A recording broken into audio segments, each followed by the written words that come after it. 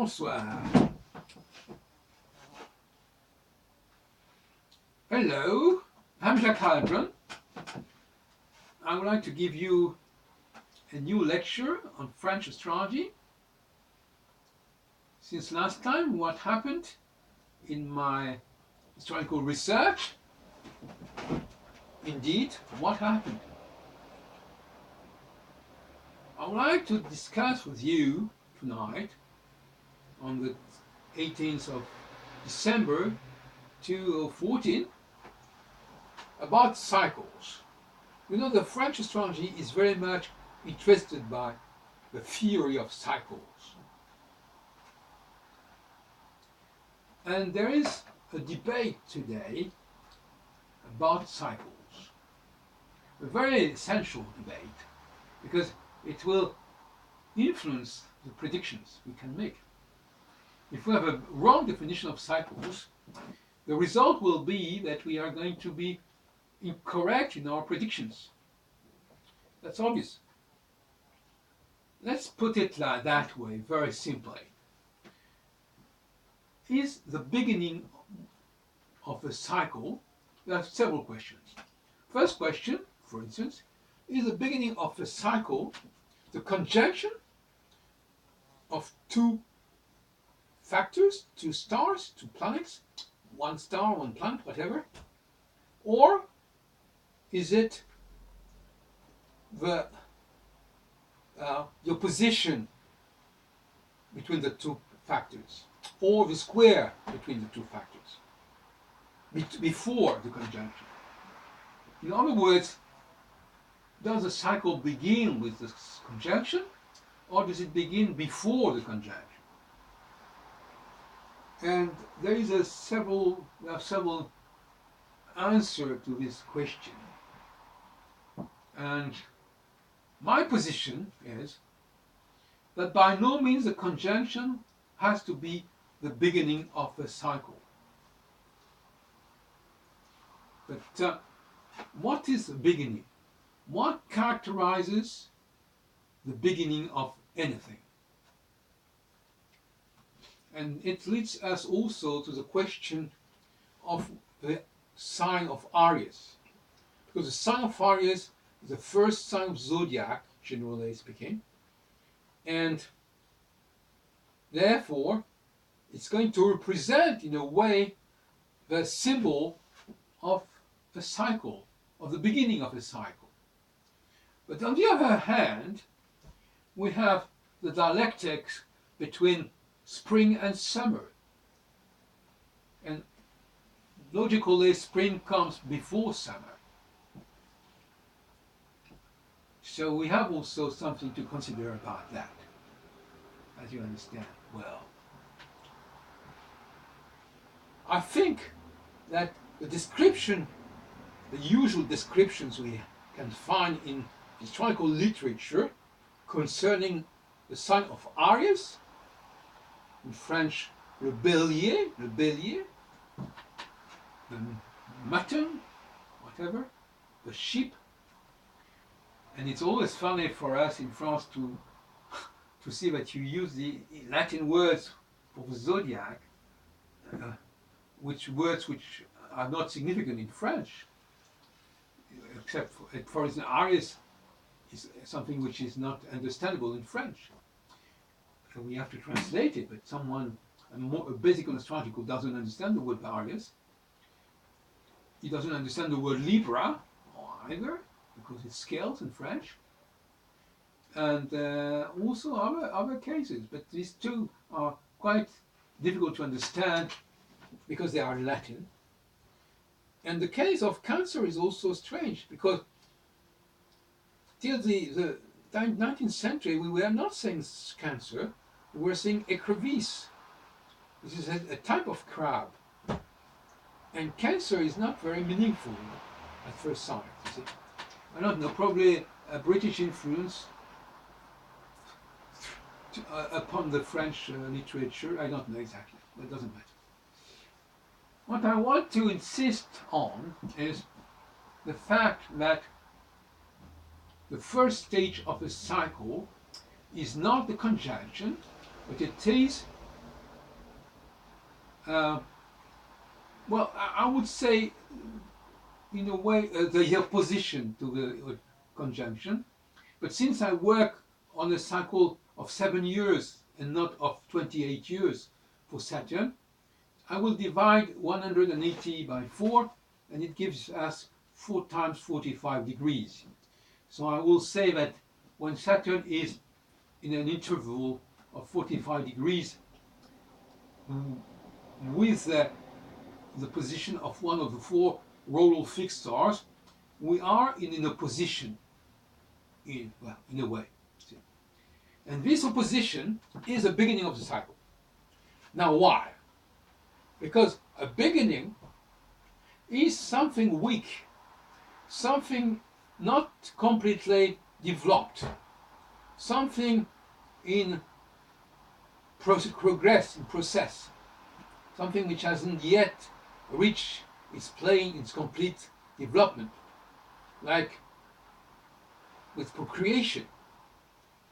An embryon, a fetus, I don't know how you say that. The first weeks of a human being in the belly of his mother, you can still avort. You can avort because it hasn't yet developed enough to be considered as a total human being. I don't know how. In France, we have voted this law about abortion 40 years ago, and we celebrate this year 2014, this anniversary. So it's very important, as you probably understand, that an astrologer who makes prediction would be able to say if a period is a first degree or a second degree of a process. It's very important.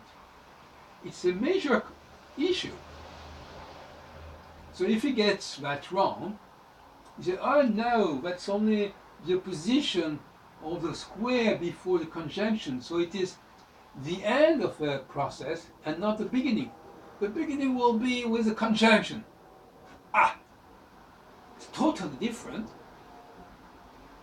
of a position which would consist in saying, oh, we are 90 degrees or whatever before the conjunction, then it is the first level, the first stage of the rocket. And we have to wait for the second stage to reach the complete potential. That's totally different. It's night and day. So you see how important this discussion is.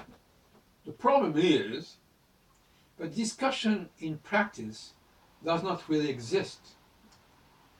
When astrologers use so many cycles, combine so many cycles, one cycle here, one cycle there, one cycle in conjunction, one cycle in opposition, all this mixture, all this salad doesn't afford to make and conduct a proper research. But with my work, it's different. Because I use only one cycle. So I'm not saying, well, for cycle A it is like that, for cycle B it is like that. Because it's becoming too complex and it's not under control. So, another point I would like to underline is the problem of signaletics.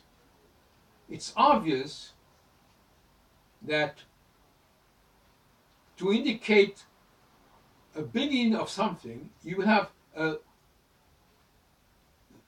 smaller and less important signal than when you want to show something very important. It's like with the circulations, orange and red, green, orange, red. The signal of something starting has to be weaker than the signal when it's becoming very, very hot. See what I mean? So, since you can consider the conjunction as a visual phenomenon of a strong value, because you can see that clearly. You see one factor joining another factor. That's so easy to consider. So when something is not yet the conjunction, you have to understand that it is not yet the full degree of the process. So affirming that the conjunction is the beginning of the cycle is contrary to the logic of the signals. As simple as that. And the problem is that many astrologers today have not a visual approach of these questions, and especially when they consider cycles of trans-Saturnian planets which you cannot see. Like our friend Lenoble, which is publishing something on video now on a TV, web TV called Salamandra, on Uranus-Pluto cycle. Two planets which are invisible and unknown in the antiquity. What sort of astrology can you build under such considerations? It is absolutely inconceivable. See? But it is always a question that astrologers are not anymore feeling this necessity of a visual experience, which I have just described. So by working on planets which you cannot see, that our human naked eye cannot see, and that we haven't seen for thousands of years, before the end of the 18th century, in the case of Uranus, and the middle of the 20th century, for Pluto, 1930, people have totally, it's like the question of money is detached from the golden standard. It's becoming totally abstract. So people work on a totally abstract basis. Pluto, Uranus, who is saying this planet? Who is saying that those planets are going to approach one from the other? It's a joke. You're kidding. Only if you have a telescope you can see that, and it's a recent factor. And our subconscious is what affords astrology to work. And our subconscious is not using telescope. I can't tell you that. Our subconscious using our eyes, but unconsciously, which is different. And this is a confusion. Our unconscious can perceive things we do not perceive consciously. But that our organism, our organs, our eyes can see anyway.